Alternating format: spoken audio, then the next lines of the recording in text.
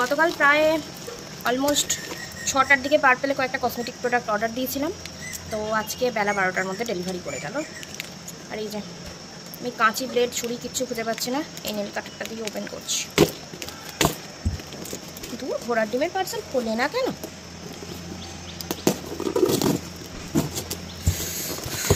Finally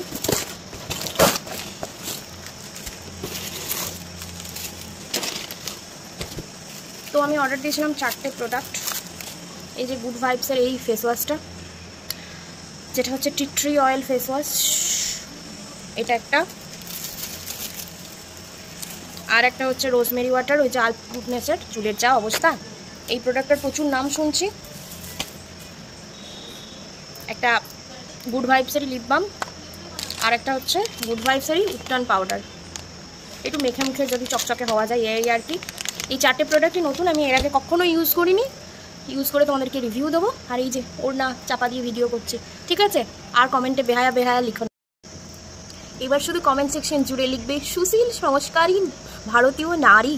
আর যারা half ল্যাংটা ল্যাংটা dress পরবে তাদের কমেন্ট সেকশনে গিয়ে লিখবে দারুণ হয়েছে, খুব সুন্দর, আমার পাশে এসো, আমি অনেক অনেক ভালোবাসা ফিরিয়ে দেবো। ঠিক আছে, টাটা।